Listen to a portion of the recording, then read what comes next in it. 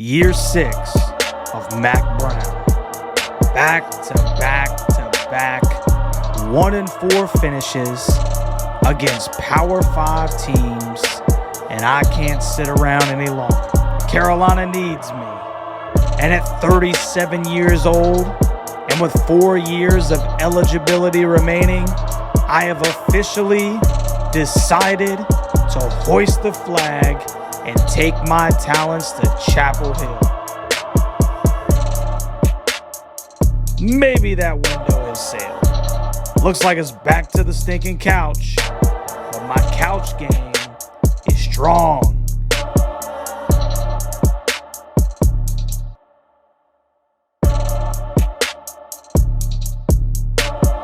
So was the barbecue game. Had Gopher for the first time last year, and it's not too shabby. Bon appetit. You don't want none! You don't want none! Well. 2024 is finally here. What's going on, Tar Heel Nation? It is your favorite North Carolinian, Ross, the Tar Heel, and it's finally game week, baby. My North Carolina Tar Heels are going to take a trip up to Minneapolis to take on the Golden Gophers of Minnesota, 8 p.m. on Fox, Big Ten country to start the season, and I am stoked. Now, before we get into this one, I just want to take a moment to say thank you to Tar Heel Nation and college football fans everywhere. In our first year as a channel, we were able to grow to over 1,300 subscribers, and the hope is to continue that growth in year 2. So do your boy a favor. Press pause, double check, and make sure that you are subscribed to this channel. You are not going to want to miss the fun that we're going to have this football season. The plan is to deliver even more content the second time around, so do your boy a solid and show the channel some love. Additionally, leave a comment down in the comment section of this video if you were excited about Carolina football this year, and I'm going to pick a couple of random individuals to send some Tar Heel Huddle wristbands. We got the white ones, and we got the Carolina blue ones. So comment down in the comment section if you're excited about Carolina football, and I'll send you some wristbands, baby. So let's keep this Tar Heel train chugging down the tracks in 2024. Now, UNC leads the all-time series in this football game 1-0, as the Heels took it to Minnesota in Chapel Hill last year, 31-13. And I think it's fair to say that Carolina dominated that game. 519 yards of total offense. Drake May threw for 414 passing yards and 2 touchdowns. O'Marion Hampton, the All-American, he only rushed for 46 yards on 13 carries, but he did have a touchdown. But he only was averaging 3.5 yards per carry. Nate McCullum, on the other hand, had his stinking best game as a Tar Heel with 15 catches for 165 yards and a touchdown. And UNC just controlled that football game. They were 12 for 17 on third downs, 1 for 1 on fourth downs, and they won the time of possession battle against a Big Ten team that's trying to run the football. Now in 2023, Minnesota was featuring the Aiden Kaliakmanis show, a.k.a. the Greek Rifle. And it was not worth the price of admission. He was horrendous. 11 for 29 for 133 yards and an interception. Darius Taylor, however, gashed the UNC defense with 22 carries for 138 yards and a touchdown. Now, here's the thing. Gone are Drake May, and gone is Aiden Kaliakmanis. But back is O'Marion Hampton and Darius Taylor. So let's break this thing down. Minnesota is led by head coach PJ Fleck, who has a combined record of 50 and 34 at his current position as the Minnesota Gophers head coach. He's 80 and 56 overall, and he's 6-2 in bowl games. I'm looking at you, Coach Mac Brown. Minnesota comes off a 6-7 campaign, 3-6 in conference, where they only averaged 21 points per game, 20.9 points per game to be exact. That's good for 110th in the entire country. There's only 133 stinking teams. They averaged 157.5 yards rushing per game and only 143.4 yards passing. That is 301 yards of total offense. Once again, drawing my inner Minnesotan. That ain't going to cut it, eh? The defense allowed 26.7 points per game, about mid of the pack, 70th in the country, 149 rushing yards per game, 219.3 passing yards per game. Only allowed 368 yards per game. Yeah, give or take. The Gophers earned a bowl bid despite only winning 5 games in the regular season, and they actually made good on it because they defeated Bowling Green 30-24 in the Quick Lane Bowl. Now, North Carolina, on the other hand, they're led by the Hall of Famer, Mac Brown, who is a combined 107, 73 losses, and 1 tie in his 2 stints at the University of North Carolina. He's 4-6 in bowl games at UNC, and UNC is coming off an 8-5, 4-4 campaign that saw the UNC offense average 35.5 points per game, which was good for 20th in the entire country. And they were also 7th in the country, according to TeamRankings.com, in yards per game with 482.7. Here's the problem. The UNC defense gave up 27.3 points per game, which was good for 75th in the country. And North Carolina finished 99th in the country by giving up 414.2 yards per game.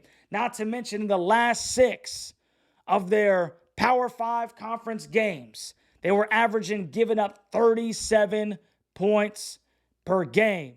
And that's why Gene Chizik was politely said, "Thank you for your service, but it's time to move in a different direction." Now, Drake May, Tez Walker, Cedric Gray all opted out of the bowl game, and the Heels were then trounced by a fully staffed and pretty stinking good West Virginia team, 30-10, and the Duke's Mayo Bowl. And for the 3rd consecutive year, the Heels finished the season 1-4 against Power 5.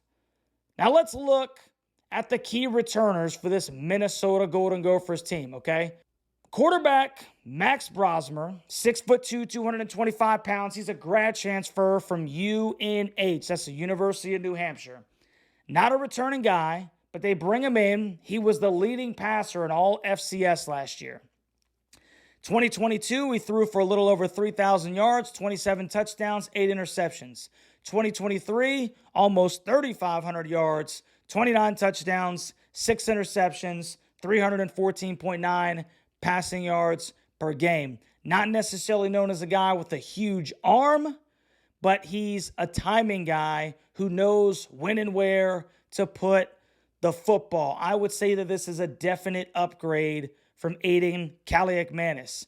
Returning, sophomore Darius Taylor, 6', 215 pounds, 138 carries, 799 yards, 5 touchdowns, almost 6 yards per carry in 6 games. He got a little injury-ridden towards the tail end of that season.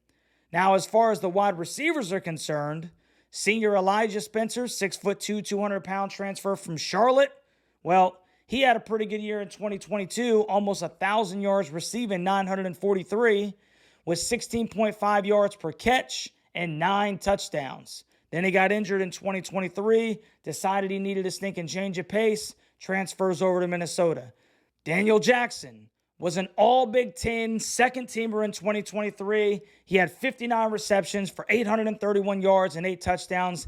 That's not bad numbers considering the guy who was throwing it to you had a completion percentage just over 50. Jackson is a 6', 195-pound guy who is an excellent route runner and displays great body control. The touchdown catch he had against the Huskers last year was stinking next level. Now, here's the worrisome part if you're a Tar Heel. Minnesota returns 4 of their starting offensive linemen, including Arianante Ursary, who was on a lot of people's 2025 NFL draft boards. So you already know, knowing who PJ Fleck is, what he's going to try to do. He is going to try to run the ball downhill, especially against the interior of our defense. Now, North Carolina is currently still in the midst of a quarterback battle as of the release of this preview. Graduate transfer Max Johnson, he boasts 5,500 yards, 47 touchdowns, only 12 INTs through 4 years of SEC West football at LSU and Texas A&M, and he's the probable starter if you ask me. Connor Harrell's the other guy who's competing for the job. He's a dual threat guy that started the bowl game last year, and he did show flashes prior to an ankle injury, but then that ankle injury really made him one-dimensional in the second half. Now, UNC returns All-American running back O'Marion Hampton, who rushed for 1,500 yards and 15 touchdowns, along with one of the best tight end rooms in the entire country.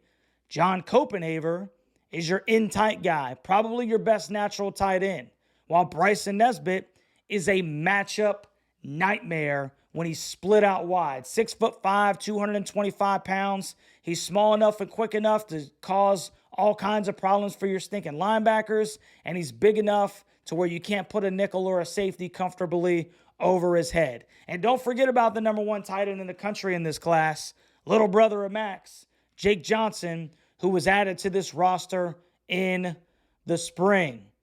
Now, J.J. Jones, Kobe Paysauer, and Nate McCullum, these are the old heads in the room that bring the experience. But don't forget about Gavin Blackwell, Paul Billups II, and Chris Culliver out there split out wide as well. Alex Taylor, Jordan Shipp, these are highly rated guys that are waiting for their opportunity. I don't know how much we're going to see them in the Minnesota game, right? 8 o'clock kick at night, first game, week 1. But when these guys get into the game, you can imagine that they're going to be looking for an opportunity to be, putting out some work and doing some big things. And unknown at this point is the fact that North Carolina replaces 4 of their 2023 starters on the offensive line. So what's really going to be something we need to keep an eye on is how quickly these guys gel. Aside from Willie Lampkin at 5'11", 290 pounds, the Heels are stinking huge on that line, though, averaging about 6'5", 315 across the front. So we should be able to at least lean on some teams, if nothing else. On the other side of the football, Carolina boasts a defensive front that is full of highly rated guys out of high school. Des Evans, Travis Shaw, these are 5 stars that have not lived up to their rating, if we're being completely honest. Is this the year that they show college football what all the fuss was about? Jahvaree Ritzie and Joshua Harris, these are 4-star guys that should stabilize the interior of that defensive front, where we've been having so many problems holding the stinking line. And we all know about the Butcher, Kamen Rucker, and Bo Atkinson off the edge. That will surely cause some chaos this year. I've seen Kamen Rucker on a couple of preseason All-American lists. Now, behind that defensive front is an experienced Power Eccles, who's going to be accompanied by sophomore Amari Campbell. Carolina lacks experience behind these guys, but there is still some good talent in that room despite the lack of experience. And then the secondary is almost surely going to be the best all-around group on this defense, with Elijah Huzzy and Marcus Allen out there on the corners. Caleb Koss has apparently taken complete control of that star position. And the 2 deep at the safety spots, Will Hardy, Jakeen Harris, Stick Lane, and DeAndre Boykins, bro, that might be one of the best in the Atlantic Coast Conference. The Minister of Mayhem will take over for a defense that has been lackluster, to say the least, since Mac Brown returned in 2019. But Geoff Collin has had a ton of success as a DC, with successful stints at Florida and at Mississippi State. Can he point this defense back in the direction that Mac had it all the way back there in the mid-90s before he bolted for Texas?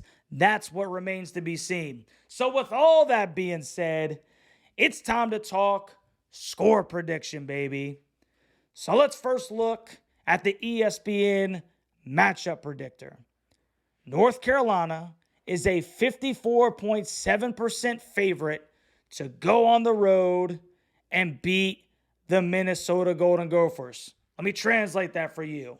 It's a coin flip, a toss-up. It's basically a pick-em according to ESPN. Now, as of August 20th, 2024, Minnesota is a 2.5-point favorite at home, and the over-under is at 50.5 points. And I'm going to be honest with you, I like those numbers. I think those are good numbers for this football game. Here's my thoughts before we get into the prediction. This is going to be a close football game, guys. Week 1, under the lights, and Minnesota trots in a new quarterback, which was a key missing component for last year's team. FCS quarterback in his first big boy football game against the Minister of Mayhem. I personally have a strong feeling that Max Brosmer is going to have a difficult time solving this UNC defense. Not only has Coach Collins been successful as a DC at good programs, but there's no tape on this dude in the past 5+ years. What do you study? And North Carolina's front seven should be much improved. I think Jeff dares Brosmer to prove that he can sling the football at this level, and he trusts Huzzy and Allen on the corners while trying to stop what PJ Fleck wants to do with Taylor, and that is run the football and control the clock. Question: how often can Carolina get off the field and third and shorter yardage, 3 or 4 yards? On the other side, I imagine PJ stacks the box and dares Max, who I project to be the starter, to throw the football around. Here's the thing. He can. Is he Drake May? No. Has he played at the highest level college football has to offer, though? Yes. And there will be nothing earth-shattering for Max Johnson in front of 50,000 fans up in Minnesota. The guys competed in front of a $110 in Knoxville. And that's the stinking sleeper in this game. I think Omarion Hampton has another game where he struggles to average 4+ yards per carry. And we find out that we have a quarterback that can manage the game and methodically move the football down the field. I like Carolina's talent. I like Carolina's depth. And I like Max Johnson's experience. And UNC has not had problems starting the season. The problem has been on the tail end. Once again, this is a close football game, and I think Carolina goes up to Minnesota and they have a game that we should go ahead and try and get comfortable with. A 1-possession football game. North Carolina scores just enough against a gritty Minnesota defense, and they win a battle 24-20. I'm still not sold that Minnesota has drastically improved on offense. It's going to be a very run-heavy, predictable offense that will make Carolina probably look more improved than they actually are in week 1. The UNC offense will also expose some of its own limitations. However, I think Tar Heel Nation will be able to walk away from this one similarly to the way that we felt against South Carolina last year. The question will then be, can Carolina stack games where they actually play complementary football? That is the question. So let me know what you think down in the comments section, Tar Heel and Gopher Nation. Is Russ onto something? Are we all feasting on Gopher late on August 29th? Or am I somewhere up in the upper decks unable to see what the heck is going on? Don't forget, call-in show August 28th, the night prior to the game. Carolina fans, Minnesota fans, by all means, come and hang out and call into the show. And then you already know, baby, live reaction and watch party August 29th for the ball game. So you better come and hang out with your stinking boy. That's it. It's almost time, baby. It's right around the stinking corner. We'll talk to you on Wednesday, Tar Heel Nation.